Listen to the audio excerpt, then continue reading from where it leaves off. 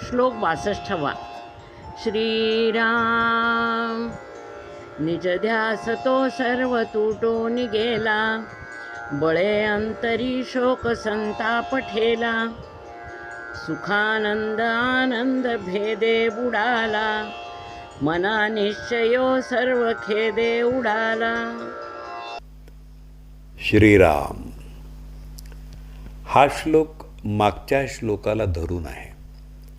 साध्या साध्या गोष्टीवरून माणसं वाद घालतात. दूरदर्शन किंवा इतर प्रसारमाध्यमं विविध चर्चांच्याद्वारे त्याला खतपाणी घालतात, तर लाखो माणसं ते पाहून आपला वेळ व्यर्थ वाया घालवतात.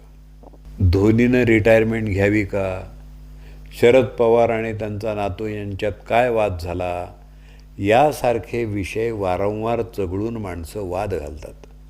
देशापुढं एवढ्या गंभीर समस्या असताना असा वाद घालत आपला वेळ व्यर्थ वाया घालवतात.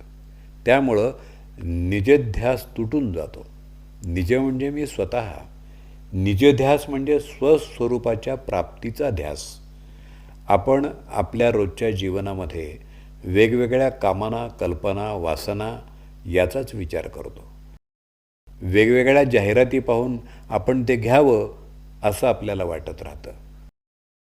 ज्याची आपल्याला गरज नाही अशा गोष्टी मनाला आकर्षित करतात. त्यामुळं निजध्यास प्राप्तीसाठी जे करायला पाहिजे ते होत नाही. निजध्यास हा शब्द निधिध्यास या उपनिषदामधल्या शब्दाचं प्राकृत रूप आहे. मनाची ओढ विषयांपासून दूर होऊन ईश्वर प्राप्तीकडे लागणं म्हणजे निजध्यास.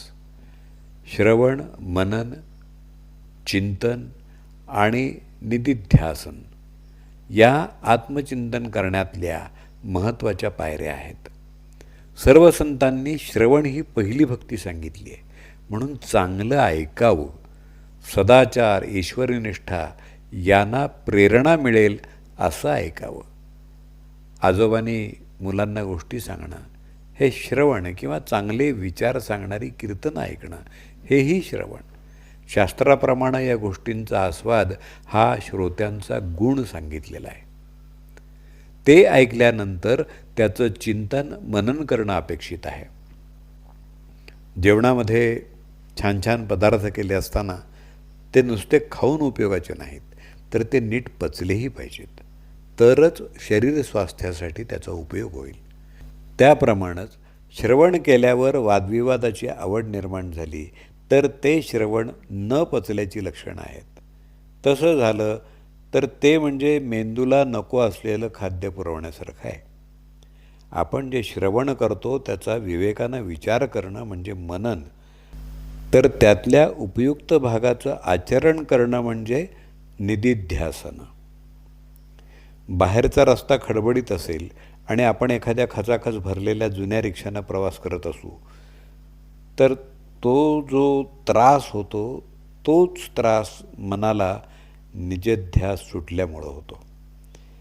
निजध्यास तुटल्यामुळं वादविवाद, द्वैतभेद, स्पर्धा, तिरस्कार यांचा सुकाळ होतो.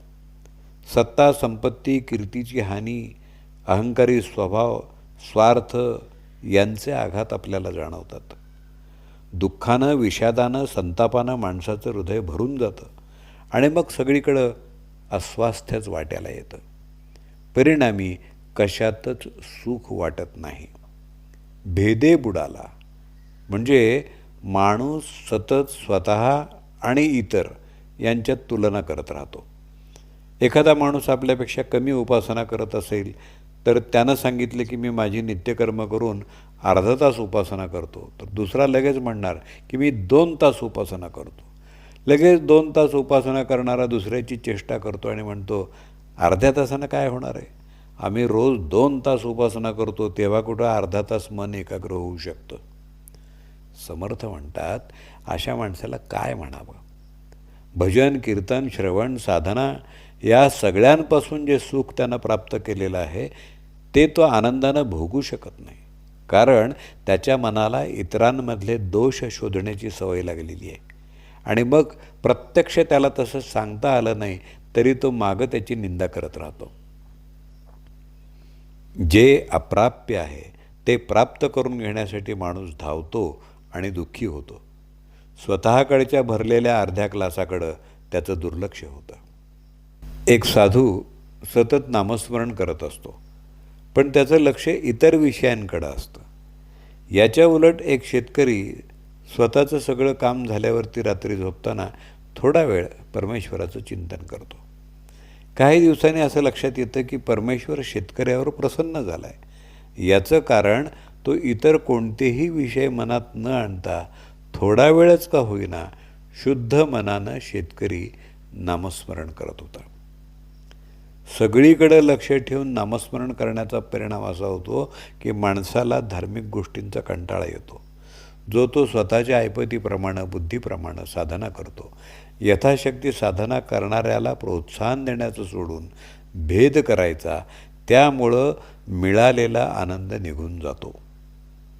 एखाद्या मोठ्या माणसाची तपस्या पाहिली तर मला कुठे इतकी मोठी साधना जमणार आहे असा खेद मनात करायचा, असा माणसाचा स्वभाव असतो.